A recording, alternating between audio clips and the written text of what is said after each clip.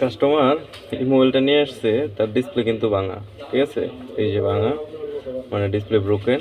তারপরে তার ব্যাক পার্টটা দেখেন, ব্যাক পার্টটাও কিন্তু তার ব্রোকেন।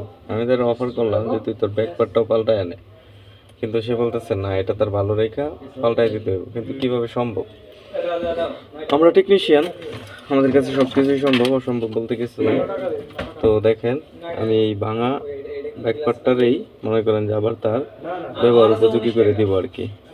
তো আমরা প্রতিনিয়ত এই ধরনের কাজ করে থাকি, কারণ প্রচুর কাস্টমার আছে যারা আসলে পাল্টাইতে চায় না।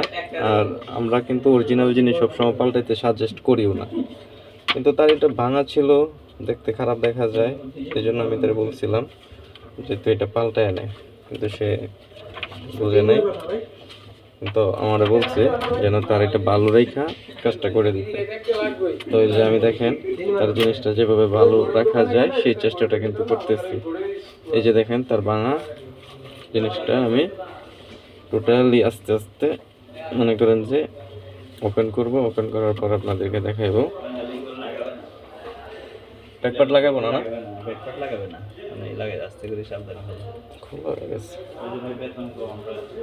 এই যে দেখেন, মানে কাস্টমার যে লাগাইবো না সেটার জন্য আমি আর কি, আমার যারা একটা দোকান আছে সেখান থেকে কাজটা আসছে, তো আমি কাস্টমারের কাছে পাঠাইছিলাম।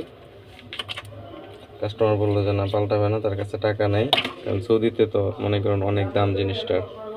ধরেন এটার দাম যদি 20 টাকাও হয়, আমরা তার কাছ থেকে 40 টাকা বিল নিব। তো বাংলা টাকা হিসাব করলে কিন্তু অনেক টাকা হয়ে যায়।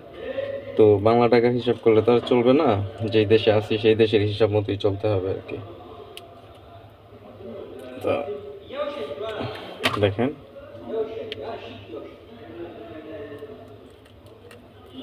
এই যে বাংলা গ্লাসটারেও কিন্তু একবারে নিখুঁতভাবে খুলে নিয়ে আসছি।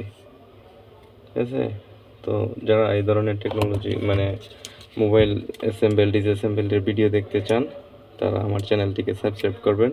আর যারা ফেসবুক থেকে দেখতেছেন তারা অবশ্যই একটা লাইক বা কমেন্টস করবেন। তো ধন্যবাদ সবাইকে।